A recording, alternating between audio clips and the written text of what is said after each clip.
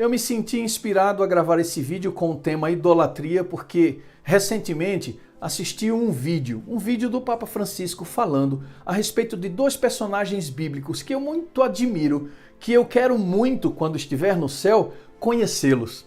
Trata-se de José, pai de Jesus, e Maria. José é considerado pelos católicos o padroeiro da igreja. E Maria, a mãe de Jesus, alguém que eles acreditam que está agora ao lado do Senhor Jesus e que intercede por cada um de nós seres humanos aqui que invocam o seu nome. Mas eu fiquei tão impressionado com a forma como Francisco falava a respeito de Maria e da possibilidade de interagirmos com ela, que eu fiquei de certa forma preocupado. Eu já falei em outros vídeos que a minha família tem origem católica. Eu amo todas as pessoas da Igreja Católica. Eu amo todas as pessoas de todas as igrejas, de todas as denominações, porque acredito que somos todos filhos de Deus. E tem mais uma coisa, eu aprendo muito com o que dizem os batistas, com o que dizem os presbiterianos, e hoje eu vou citar uma frase de um católico que eu achei muito apropriada para trazer aqui para a nossa meditação de hoje. Podemos crescer juntos, mas é importante que tenhamos um espírito despreconcebido quando lemos as Sagradas Escrituras. Eu não acredito que Deus deixou a sua palavra de forma confusa e complexa para dificultar a compreensão dos seus filhos. Eu acredito que Deus fala de maneira muito clara a respeito de determinados assuntos. E o assunto da idolatria que eu estou trazendo para você hoje é um assunto que tem me deixado um tanto preocupado. Porque a idolatria, de acordo com o que eu tenho lido a esse respeito, não é apenas construir uma imagem de alguém que você muito admira e se prostrar diante dela em adoração. Não é só isso. A questão da adoração e da idolatria vai muito mais adiante do que esse conceito raso que a maioria das pessoas tem, como se idolatrar e venerar uma imagem fosse a única forma de transgredir o mandamento que diz: não farás para ti imagem de escultura. A palavra idolatria tem origem grega, e essa palavra idolatria que você conhece vem de duas palavras gregas que foram unidas: eidós e latreia. Quando você junta eidós, latreia, você pode perceber que esta acaba compondo quase a mesma palavra idolatria que eu e você conhecemos. Essa palavra faz referência, segundo o seu original, à imagem humana, à imagem de uma estátua, a um fantasma, a uma aparição que pode ser tanto mental ou abstrata, produto da sua imaginação, como um objeto tangível e palpável. Além de tudo isso, latreia traz também em seu significado algo que diz respeito à adoração. E nesse sentido ela aponta prioritariamente para a imagem humana, para a aparição humana ou aparências corporais. Daí porque alguns estudiosos dizem que nós também podemos idolatrar o próprio corpo. A expressão culto ao corpo é uma expressão muito conhecida pela maioria das pessoas nos dias de hoje. Indo mais além, eu encontrei um artigo escrito por Jair Inácio, um artigo que fala justamente desse assunto, a idolatria. E ele diz que a idolatria consiste em qualquer realidade divinizada pelo homem. Ela se constitui pela tentativa do homem em substituir a imagem do divino por algo que o represente. Em Êxodo 20, verso 4, nós encontramos um dos mandamentos de Deus. Aquele que diz que nós não devemos adorar outros deuses e que não devemos construir imagens de escultura. O mandamento diz claramente: não farás para ti imagem de escultura, nem semelhança alguma do que há em cima nos céus e embaixo na terra. Eu quero que você fique atento a essa expressão, em cima nos céus e embaixo na terra. E sabe por que eu quero que você fique atento a essa expressão? Porque estudando sobre o assunto eu descobri um lugar na palavra de Deus em que Deus demonstrou preocupação com a possibilidade do povo de Israel construir ou esculpir uma imagem que lhe representasse e começassem a adorar aquela imagem como se fosse a representação de Deus. Para você e para mim isso pode parecer um paradoxo, mas quando vemos na palavra de Deus o próprio Deus preocupado com esse assunto, nós devemos levá-lo a sério. Você concorda? Então eu convido você neste momento a abrir a sua Bíblia no livro de Deuteronômio. Deuteronômio, capítulo 4, o primeiro verso que a gente vai ler é o verso 12. Então o Senhor vos falou do meio do fogo. A voz das palavras ouvistes, porém, além da voz não vistes aparência nenhuma. Então vos anunciou ele a sua aliança, que vos prescreveu os 10 mandamentos e os escreveu em tábuas de pedra. Preste atenção nesse primeiro verso, porque agora eu quero ler outros versos que mostram por que é que Moisés está falando a respeito do fato deles apenas terem ouvido a voz de Deus. A partir do verso 15, nós lemos assim: Guardai, pois, cuidadosamente a vossa alma, pois aparência nenhuma vistes no dia que o Senhor vosso Deus vos falou em Horebe, no meio do fogo, para que não vos corrompais ou façais alguma imagem esculpida na forma de ídolo. Olha só que coisa interessante.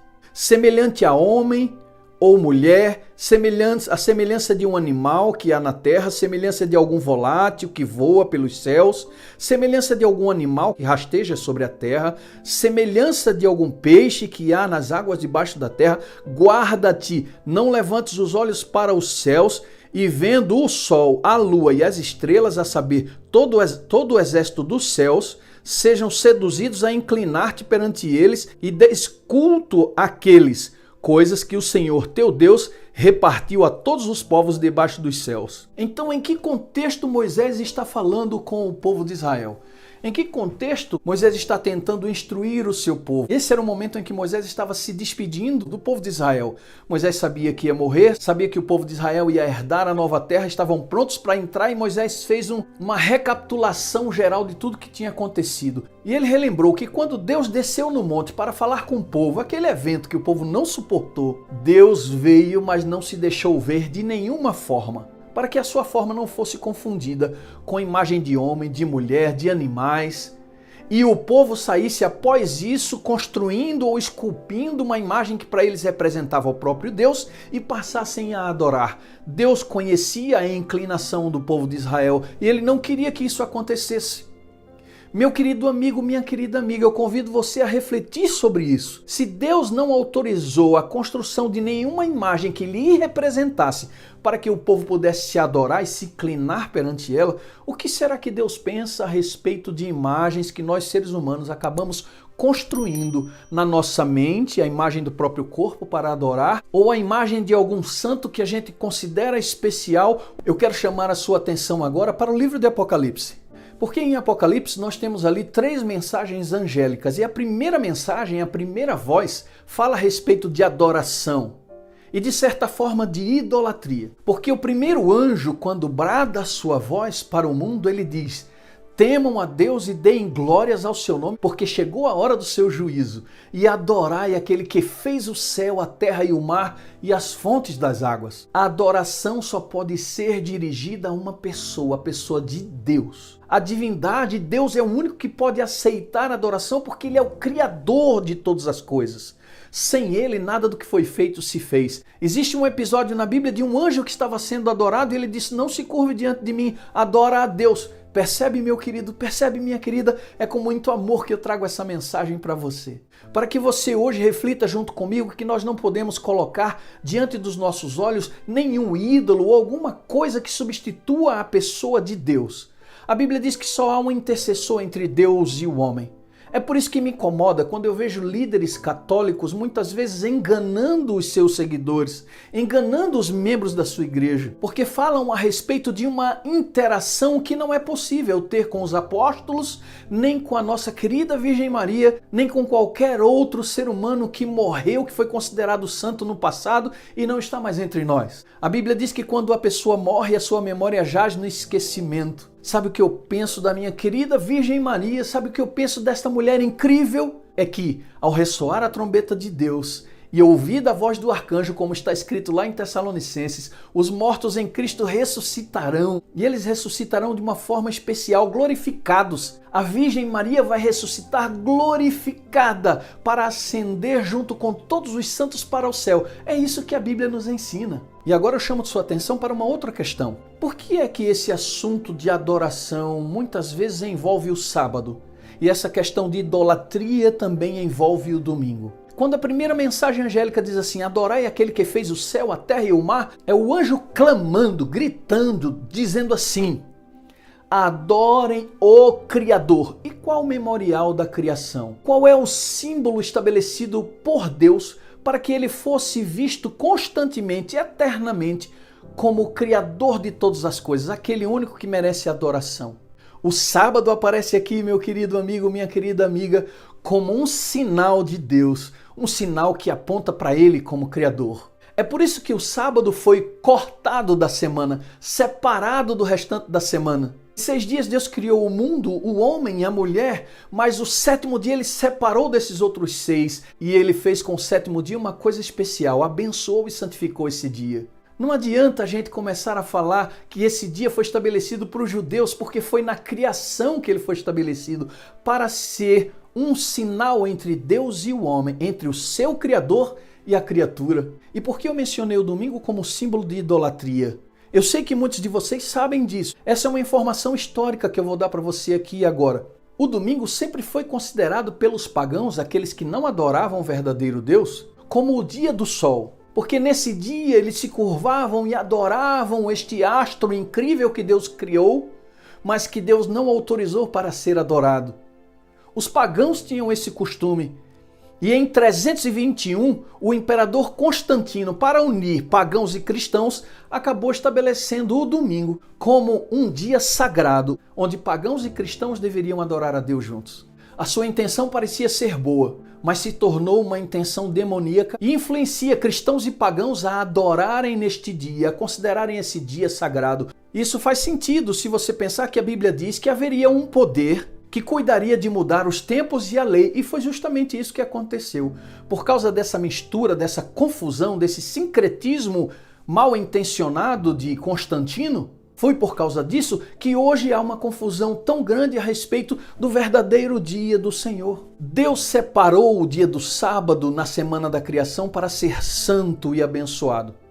E todas as vezes que a gente ouve falar que Deus separou, cortou alguma coisa, é por alguma razão muito especial. Lembra do que o livro de Daniel nos diz a respeito de como todos os reinos deste mundo vão ser destruídos? O livro de Daniel diz que uma pedra cortada, sem auxílio de mãos humanas, foi lançada sobre os pés da estátua, destruindo todos os reinos deste mundo. Esta pedra representa Cristo em sua vinda gloriosa. Os reinos deste mundo serão abalados, destruídos, finalizados, para que o Senhor estabeleça definitivamente para sempre o seu reinado, não somente na terra, mas em todo o universo. Aquela pedra representava Cristo, que foi consagrado, separado para redimir e salvar a raça humana. Querem ver um outro momento que o próprio Deus se envolve na consagração de alguma coisa? Os 10 mandamentos, quando ele cortou da rocha as tábuas da lei e ali escreveu os seus 10 preceitos morais. Mais um momento em que Deus corta, separa alguma coisa, lembre-se disso, todas as vezes que você ver na palavra de Deus alguma coisa que Deus cortou, que Deus separou, dá uma atenção especial para essa coisa porque ela é santa. E não é à toa que o salmista disse a respeito da lei de Deus: a tua lei é pura, santa e boa. Não haja, meu querido amigo, minha querida amiga, com desprezo à lei de Deus. Porque o Senhor Jesus disse: se me amais, guardareis os meus mandamentos. E não adianta nem a gente dizer assim: esses mandamentos são aqueles novos mandamentos que ele deu. Amar a Deus sobre todas as coisas e ao próximo como a ti mesmo. Meu querido, vá à lei moral estabelecida por Deus.